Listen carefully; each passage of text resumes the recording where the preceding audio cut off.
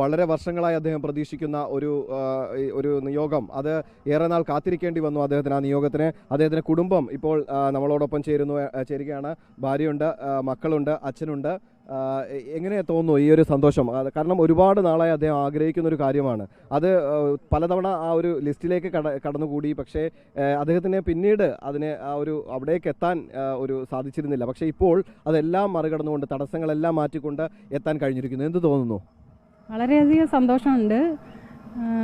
എല്ലാം അയ്യപ്പൻ്റെ അനുഗ്രഹം, പരദേവതകളുടെ അനുഗ്രഹം, പിന്നെ കുടുംബാംഗങ്ങളുടെ എല്ലാ സപ്പോർട്ട്, പിന്നെ സുഹൃത്തുക്കളുണ്ടായിരുന്നു. ചേട്ടന് നല്ല കുറച്ച് സുഹൃത്ത് വലയമുണ്ട്. അവരുടെ എല്ലാം നിരന്തരമായ പ്രോത്സാഹനത്തിലൂടെയാണ് ഇതിൽ അപേക്ഷിക്കാനും തുടർന്ന് ഉള്ള വർഷങ്ങളിൽ അപേക്ഷിക്കാനും. ഒരു പ്രാവശ്യം ലിസ്റ്റിലൊക്കെ വരാതിരുന്നപ്പോൾ വിഷമിച്ചിട്ട് അപേക്ഷിക്കുന്നില്ല എന്നൊരു ഘട്ടത്തിൽ വരെ വന്നു. പിന്നെ സുഹൃത്തുക്കളെല്ലാം ചേർന്നാണ് പ്രോത്സാഹിപ്പിച്ചത്. അതിൽ പിന്നെ അറിവുകൾ പകർന്നു കൊടുത്ത ഗുരുക്കന്മാരുണ്ട്. അവർക്കെല്ലാം അവരോടെല്ലാം ഒരുപാട് സന്തോഷമുണ്ട്. പിന്നെ എല്ലാ കുടുംബാംഗങ്ങളോടും സുഹൃത്തുക്കളോടും എല്ലാം നന്ദിയുണ്ട്. ഈ ഒരു വാർത്ത നമ്മൾ അറിഞ്ഞപ്പോൾ തന്നെ, ആ സന്തോഷ വാർത്ത അറിഞ്ഞപ്പോൾ നമ്മൾ വീട്ടിലായിരുന്നു അല്ലേ? അദ്ദേഹം ഈ ക്ഷേത്രത്തിലുമായിരുന്നു. അതെ അതെ അതെ, ഞങ്ങൾ വീട്ടിലായിരുന്നു. ഞങ്ങൾ ടി വിയിൽ കണ്ടുകൊണ്ടിരിക്കുമായിരുന്നു നറുക്കെടുക്കുന്നത്. അപ്പോൾ എന്തോ ഭയങ്കര സന്തോഷം തോന്നി. തീർച്ചയായും അദ്ദേഹത്തിന് ഇങ്ങനെ ഒരു നിയോഗം കിട്ടി. അത് ഏറെ നാളായി അദ്ദേഹം ആഗ്രഹിച്ചിരുന്നത്. പലപ്പോഴും മനസ്സിൽ നിരാശ ഉണ്ടായിട്ടുണ്ട് ഇത് കിട്ടാതെ പോയതിൽ. അപ്പോൾ ആ നിരാശയൊക്കെ മറികടന്നുകൊണ്ട് ഇപ്പോൾ ദൈവം അനുഗ്രഹിച്ചിരിക്കുന്നു എന്ന് തന്നെയല്ലേ കരുതേണ്ടത്? അതെ അതെ, തീർച്ചയായിട്ടും എല്ലാവരുടെയും പ്രാർത്ഥനയുടെ ഫലം.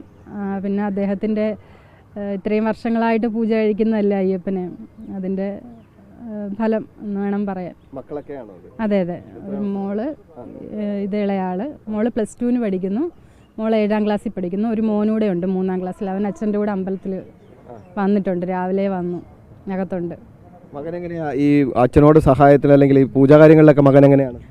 അവന് ഭയങ്കര താല്പര്യമായിട്ട്, നല്ല താല്പര്യത്തിലാണ്. അവൻ രാവിലെ 4:30 ആകുമ്പോഴേ അച്ഛൻ്റെ കൂടെ ഇങ്ങ് പോരും. കുറച്ച് കഴിഞ്ഞിട്ട് ഞാൻ കൊണ്ടുവിടാം, കഴിച്ചൊക്കെ കഴിഞ്ഞിട്ട് കൊണ്ടുവിടാമെന്ന് പറഞ്ഞാൽ വേണ്ട, ഞാൻ വെളുപ്പിനെ പൊക്കോളാം എന്ന് പറഞ്ഞ് ചായ മാത്രം കുടിച്ചുകൊണ്ട് വരുന്നതാണ്. എല്ലാ ശനിയാഴ്ചയും ഞായറാഴ്ചയും രാവിലെ വരും, ചേട്ടൻ്റെ കൂടെ വരും. ഇവിടെ അവനെക്കൊണ്ട് പറ്റുന്ന പോലെ സഹായങ്ങളൊക്കെ ചെയ്യും. 10-11 മണിയാകും തിരിച്ച് വരുമ്പോൾ. കഴിച്ചില്ലെങ്കിലും പ്രശ്നമില്ല, ഒന്നുമില്ലാതെ ഇവിടെ നിൽക്കും സഹായത്തിന്. അച്ഛൻ്റെ ആ ഒരു ജീവിതചര്യകളും ചിട്ടകളും എല്ലാം പാലിക്കാൻ മകൻ ഇപ്പോഴേ ശീലിച്ചു. അതെ അതെ, അവന് അതിനോടെന്തോ പ്രത്യേക ഒരു താല്പര്യമാണ്. ഞങ്ങൾ പഠിത്തത്തിന് കഴിഞ്ഞിട്ട് മതി, ഉപനയനം കഴിയട്ടെ എന്നൊക്കെ പറഞ്ഞാലും അവന് ഉപനയനം പോലും കഴിഞ്ഞിട്ടില്ല. എങ്കിലും എപ്പോഴും ഇവിടെ നിൽക്കാനാണ് ഇഷ്ടം കൂടെ. സന്തോഷം.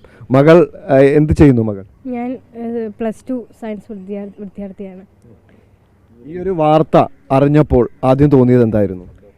നമുക്ക് ഇപ്പോഴും ഇത് സത്യമാണ്, അല്ലെങ്കിൽ ഇത് നടന്നൊരു കാര്യമാണെന്ന് വിശ്വസിക്കാൻ പറ്റുന്നില്ല. കഴിഞ്ഞ വർഷം വരെ നമുക്കറിയാവുന്നവർ തന്നെ ഇങ്ങനെ മേശാന്തിയൊക്കെ ആകുമ്പം നമുക്ക് അറിയാവുന്ന ഒരു മേശാന്തി ആകുമ്പോൾ തന്നെ നമുക്ക് ഭയങ്കര അത്ഭുതമായിരുന്നു. ഇതിപ്പം നമ്മുടെ സ്വന്തം അച്ഛൻ ഈ ഒരു സ്ഥാനത്തിൽ നിൽക്കുന്നത് പറയുമ്പം അത് വിശ്വസിക്കാൻ, അല്ലെങ്കിൽ മനസ്സിനെ പറഞ്ഞുറപ്പിക്കാൻ ഇതുവരെ കഴിഞ്ഞിട്ടില്ല. ഒരുപാട് സന്തോഷത്തിലാണ് ഇപ്പം. ജീവിതത്തിൽ ഇതുവരെ അനുഭവിക്കാത്തൊരു കാര്യമാണ് ഇപ്പം അനുഭവിച്ചുകൊണ്ടിരിക്കുന്നത്. അതിൻ്റെതായ സന്തോഷമുണ്ട്. മുമ്പൊക്കെ ലിസ്റ്റിൽ വരുമ്പോൾ നമ്മൾ കിട്ടുമെന്ന് പ്രതീക്ഷിച്ചതാണ് അല്ലേ? അപ്പോൾ അച്ഛനും നിങ്ങൾ രണ്ടുപേരും മക്കളും ഒക്കെ ഇങ്ങനെ കുടുംബം ഒന്നടങ്കം അതിന് കാത്തിരുന്ന ഒരു സമയങ്ങൾ ഉണ്ടായിട്ടുണ്ട്. അപ്പോൾ അന്നൊക്കെ കിട്ടാത്തപ്പോൾ ഒരു നിരാശ തോന്നിയിരുന്നില്ലേ? ഉറപ്പായിട്ടും. കഴിഞ്ഞുപോയ എല്ലാ വർഷങ്ങളിലും ഇതേപോലെ രാവിലെ ആകുമ്പോൾ നമ്മൾ TV ഓണാക്കി നോക്കും. അപ്പോൾ ഇല്ല എന്ന് പറയുമ്പോൾ നമ്മൾ ദുഃഖത്തോടെ ആ ഒരു ദിവസം നമുക്ക് വിഷമമായിരിക്കും, ഇതിൻ്റേതായ ഒരു വിഷമം. ഈ വർഷം അങ്ങനെ ആയിരിക്കാം, നമ്മളൊന്നും പ്രതീക്ഷിച്ചില്ല. എന്നാലും ഇതിനെക്കുറിച്ച് പറയുമ്പോഴായാലും പ്രതീക്ഷകൾ വേണ്ട, വരുന്ന അനുസരിച്ച് ആക്കട്ടെ എന്നായിരുന്നു. പക്ഷേ അവസാനം വിഷമം കൊടുവി അത് നടന്നു. ഒരുപാട് സന്തോഷമുണ്ട് ഈ ഒരു സ്ഥലത്ത്. ആദ്യം ഈ വാർത്ത മോൾ അറിയുന്നത് വീട്ടിൽ TV-യിലാണ്. അച്ഛൻ അന്നേരം നിയോഗം പോലെ ക്ഷേത്രത്തിലുമാണ് അല്ലേ? അപ്പോൾ എത്രയും പെട്ടെന്ന് ഓടി അച്ഛനെ കാണാൻ എത്തണം. ഉറപ്പായിട്ട് ടി വി ഓണാക്കിയിരിക്കുമ്പോൾ അച്ഛൻ്റെ പടം TV വരുന്നു, അച്ഛൻ്റെ പേര് വരുന്നു.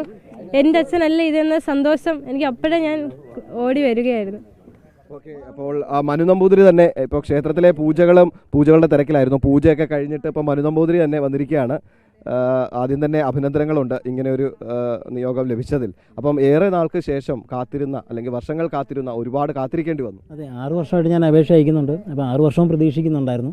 ഇപ്പോൾ ഈ പ്രാവശ്യമാണ് പക്ഷേ ദേവി കടാക്ഷിച്ചത്. തീർച്ചയായിട്ടും വളരെ സന്തോഷം, വളരെ സന്തോഷം.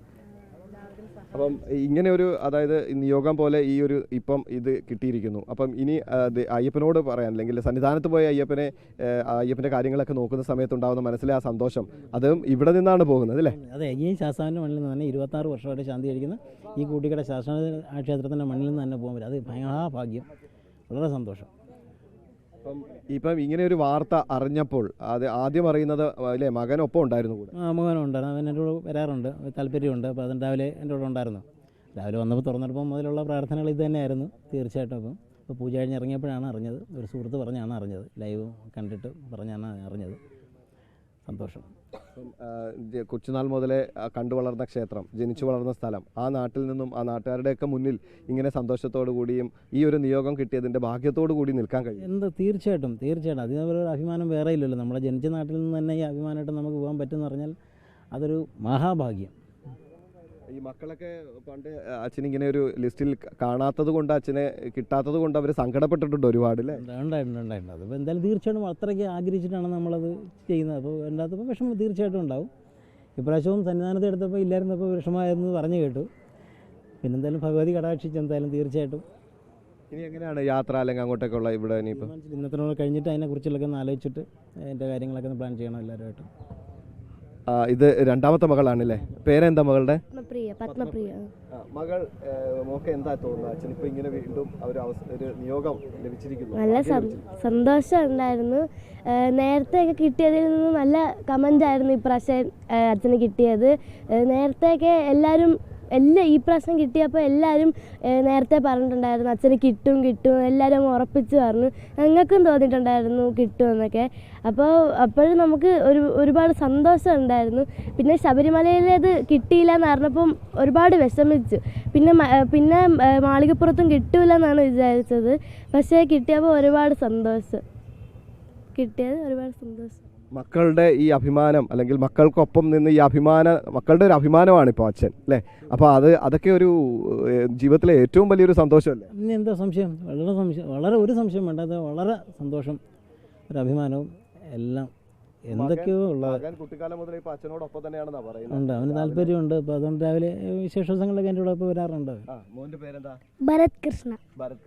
എത്രാം സ്റ്റാൻഡേർഡിലാണ് പഠിക്കുന്നത്? തേർഡില്. അച്ഛനോടൊപ്പം എപ്പോഴാണ് ക്ഷേത്രത്തിലേക്ക് രാവിലെ വരുന്നത്? രാവിലെ ഒരു 4:45 മണി. അപ്പോൾ അമ്മ പറയില്ലേ വേണ്ട ഇനി ഇത്തിരി കിടന്ന് ഉറങ്ങ്, കുറച്ച് കഴിഞ്ഞ് പോയാൽ മതി എന്ന് പറയില്ലേ? എപ്പോഴും പറയും. അപ്പോൾ മോനെന്താ പറയാ? ഞാൻ പറയും എനിക്ക് പോകണം, ഞാൻ പോകുന്നു പറയും.